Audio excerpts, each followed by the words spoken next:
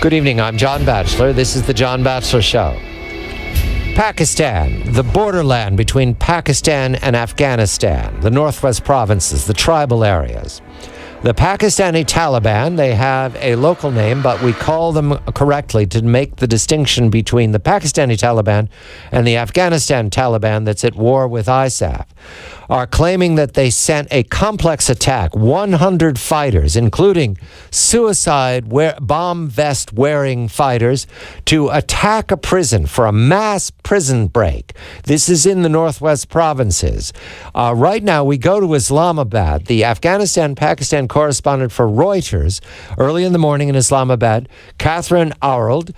Katharine, a very good morning to you. This attack at the prison, is this the first time the Pakistani Taliban has struck to release dozens, hundreds of prisoners? Good morning. Good morning, John. No, this is not the first time.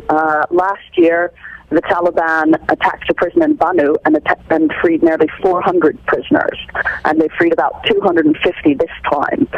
So many Pakistanis are wondering why the government wasn't better prepared for this attack, especially since they'd received warnings of an imminent attack on the prison in the weeks leading up to this.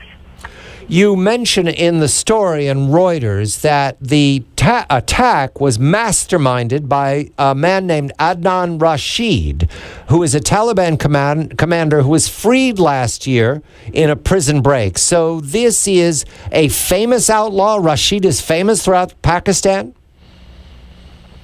He's pretty famous. He tried to kill the president, so that earned him a certain amount of notoriety.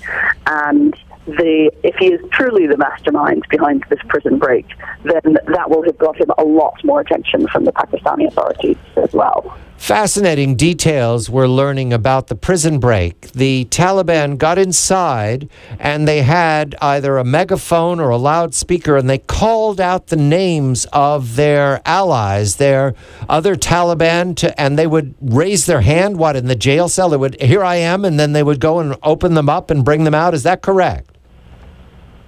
Well, they had very detailed plans of where people were being held, and they knew who they wanted to free. So they blasted the walls, they took down the electricity lines with a bomb, they shot their way into the prison, shot the locks open. As you said, they were calling people's names through loudspeakers, and one of the most disturbing aspects to many people here in Pakistan is on the way out, in the middle of a gunfight with the police, they stopped to slit the throats of Shia prisoners. So that just reinforces this growing tide of sectarian violence that is happening in Pakistan. That even in the middle of a gun battle, you're going to take the time to hunt down people of a different sect and cut their throats. Yes, I want you to illustrate more completely what you just said. The Shia are also Pakistanis, and they were being held in the prison. We can presume they were not part of the Taliban. So while they're releasing their colleagues, the rest of the gang, they're also murdering religious competition, religious rivals. That means that they're not just against the government, they're anarchists. They're against everything that isn't the Taliban. I'm not sure they're anarchists. They have a very clear idea of what kind of government they want, which is an Islamic caliphate. But they are against the Shia, who make up about 20% of the Pakistani population.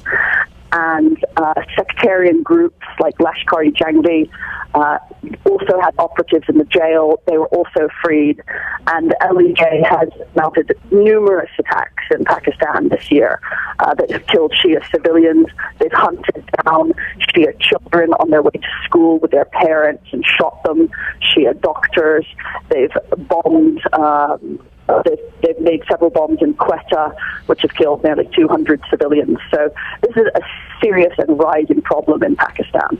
This might be too long a question, so I'll get it out as fast as I can. My understanding, Katharine, was that the Taliban, certainly parts of the Taliban, and other terrorist organizations, you mentioned Lashkar-e-Taiba, all of those were created or at least exist with the permission and perhaps assistance of the ISI, Pakistani Army Intelligence. intelligence. The Pakistani Taliban are making war on the state. Is this what we call blowback? Are the people that were created by the army now being attacked by them? Absolutely. The Mujahideen that fought in Afghanistan against the Russians were funded by, Saudi, the U.S., supported by Pakistan. Pakistan also supported jihadi groups in Kashmir. And officially now they say that they have stopped doing this. But there are many people who still feel that these groups have a very ambivalent attitude towards the Pakistani security services.